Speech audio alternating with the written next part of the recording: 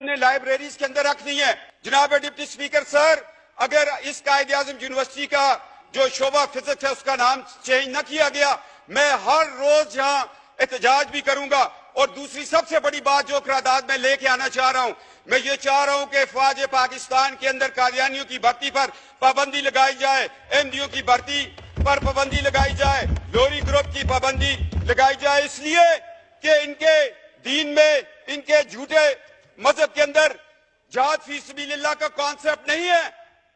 اور کتنا ظلم ہوا کہ جب 1971 کی ہم جنگ لڑ رہے ہیں، 10 کور کمانڈر جنرل عبدالعلی قادیانی، اس کا بھائی قادیانی، اور میں تو حیران ہوں، Chaudhry Zafarullah air force کا چیف، وہ قادیانی۔ کیا یہ لوگ جو ہمارے نبی کے ختم نبوت پر صلی اللہ علیہ وآلہ وسلم رقیق حملے کرتے ہیں، کیا اس کے نام پہ یہ بننے والے ملک سے وفادار ہوں گے؟ اتنی جرات سے کوئی بات نہیں کرے گا۔ جناب ڈپٹی سپیکر سر، آج وقت ہے، آج فیصلہ لے لو، ورنہ یہ زندگی بڑی مختصر ہے۔ ٹریلین ایئرز کا سفر قبر کے اندر ہے، عالم برزخ ہے، روز محشر ہے، شفاعت ہے، ایک طرف جنت ہے، ایک طرف دوزخ ہے۔ آج فیصلہ کر لو کہ نبی کے دشمنوں کو اس ملک کے اندر ہم اہم عہدوں پر نہیں دیکھنا چاہتے۔ آج گریڈ 22 کے لوگ کیوں نہیں آ کے آپ کو ایک حلف نامہ دیتے کہ ہم آقا علیہ السلام صلی اللہ علیہ وآلہ وسلم، ان کے نالین پاک پہ ہماری نسلیں قربان ہوں، ہم ان کی ختم نبوت پر ایمان رکھتے ہیں۔ یہ پاکستان ہے، یہ اسلامی جمہوریہ پاکستان ہے، یہ 22 کروڑ عوام کا ملک ہے۔ اس میں تمام مکتب فکر اس چیز پر اتفاق کرتے ہیں۔ میں 4 عدالتوں کے حوالے آپ کو دے رہا ہوں۔ 2 حوالہ جات جو ہے وہ پاکستان بننے سے پہلے کے ہیں، 2 حوالہ جات جو ہے وہ پاکستان کے بعد ہے۔ ایک سول جج ہے فاروقی صاحب، ایک بہاولپور کی عدالت میں سیشن جج کا فیصلہ ہے، ایک گرداسپور کی عدالت میں جج مسلمان نہیں ہے، وہ فیصلہ دے رہا ہے کہ یہ فرقہ مسلمانوں کا فرقہ نہیں ہے۔ اگر لڑکی مسلمان ہے، لڑکا قادیانی، لوہری، احمدی ہے، نکاح نہیں ہو سکتا۔ یہ 4 فیصلے ہیں۔ یہ تو ہمارے 74 کے آئین، کیا وہ لوگ تھے؟ لوگ مجھے کہتے ہیں، میں سیاست سے ہٹ کے بات کرتا ہوں، ذوالفقار علی بھٹو کو میں اس لیے شہید کہتا ہوں کہ اس نے ختم نبوت کا تحفظ کیا تھا، اس کو تختہ دار پہ چڑھنا پڑا۔ اور جناب اسپیکر، آج لوگوں کو تختہ دار چومنا پڑے گا۔ طارق اللہ صاحب، قائد اعظم یونیورسٹی والا، آپ قرارداد لے آئیں، اور افواج پاکستان میں قادیانیوں کی بھرتی پر پابندی پر میں قرارداد لے کے آؤں گا۔ میں اس پہ مناظرہ کرنے کے لیے تیار ہوں۔ جو شخص جہاد فی سبیل اللہ پر ایمان نہیں رکھتا، وہ ہماری پاک فوج کا حصہ نہیں ہو سکتا۔ یہ ایک مسلمہ حقیقت ہے۔ اگر آپ لوگ اس سے آنکھیں چرائیں گے، یہ دنیا میں بھی ذلت ہے، آخرت میں بھی ذلت ہے۔ اور جناب، میں حیران ہوں ہماری عدالتوں کے کردار پر۔ عطا اللہ شاہ بخاری رحمۃ اللہ تعالیٰ کو جسٹس منیر نے بلایا، مکالمہ ہو رہا ہے کس کے درمیان؟ ایک بخاری سید کے درمیان۔ اور جسٹس منیر کے فیصلے کو جس طرح اس نے 1953 کی رپورٹ کے اوپر ایک جو ختم نبوت کی تحریک چلی تھی، اس پہ وہ بطور لاہور ہائی کورٹ کے چیف جسٹس ایک رپورٹ لکھی، اور اقبال کا بیٹا جسٹس اقبال تڑپ اٹھا۔ جاوید اقبال نے کہا کہ کاش اس رپورٹ کو شائع نہ کیا جائے۔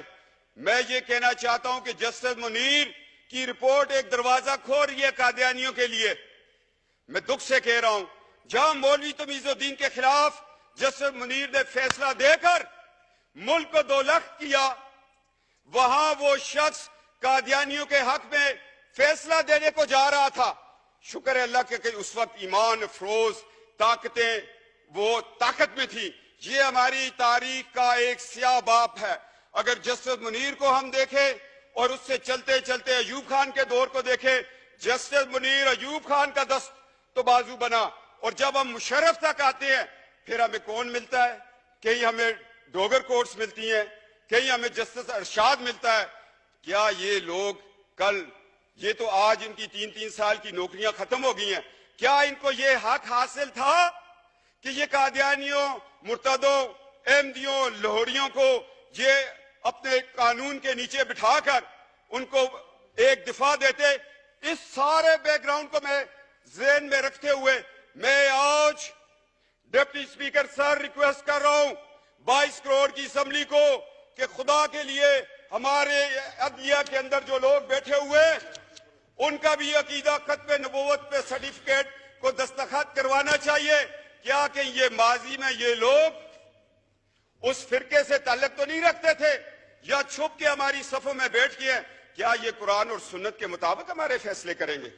آج ہمیں عدلیہ کے نظام میں بھی یہ تبدیلی لانی پڑے گی, افواج پاکستان کی بھرتی میں لانی پڑے گی, اور میں کہتا ہوں نادرا والوں کو اب بتانا پڑے گا کہ جو لوگ ڈیول نیشنل ہیں, ہمارا پاسپورٹ بھی رکھا ہوا ہے, برطانیہ کا بھی رکھا ہوا ہے, امریکہ کا بھی رکھا ہے, باقی ممالک کا رکھا ہے, کیا ان لوگوں پہ کوئی کڑی نظر رکھ رہا ہے کہ وہ ان ملکوں سے اسرائیل کو وزٹ کرتے ہوں؟ اور ہمارا ملک, ہم ایک ایٹمی پاکستان ہے, ہم نے ایٹامک انرجی کمیشن کو بچانا ہے, ان سازشوں سے بچانا ہے.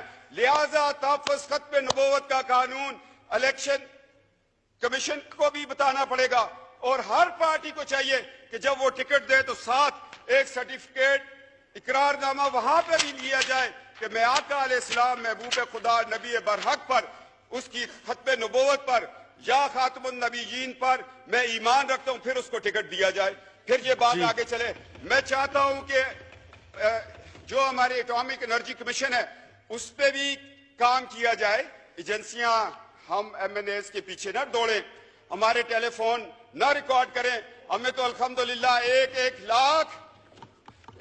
لاکھ لوگوں نے بیعت کر کے یہاں بھیجا ہوا ہے. ہمیں تو ایک لاکھ لوگوں کا اعتماد ہے, وہ خواہ کسی بھی پارٹی سے ہوں.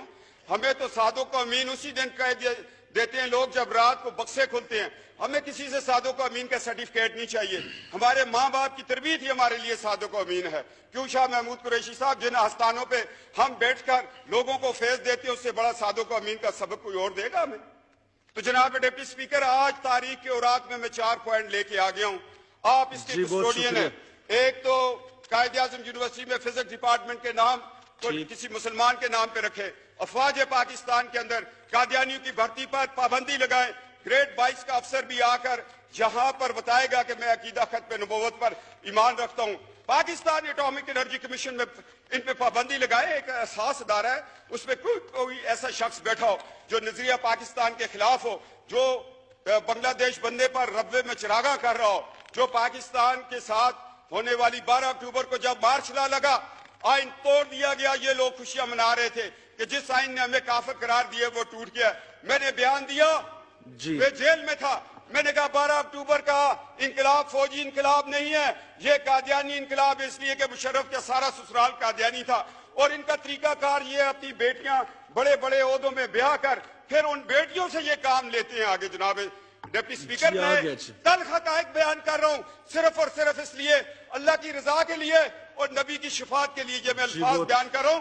میں بطور ایک آستانے کے ایک خانوادہ ہونے کی نیت سے, اس حیثیت سے میرے اوپر یہ فرض ہے, میری رگوں میں جو خون علی دوڑ رہا ہے وہ کہتے ہیں حق و صداقت کی بات کرو, چھوڑ دو اس ایم این اے شپ کو, چھوڑ دو اس دنیا کی رفت کو, اس عزت کو. تمہارے لیے اللہ نے اور عزتیں اور رفتیں رکھی ہوئی ہیں.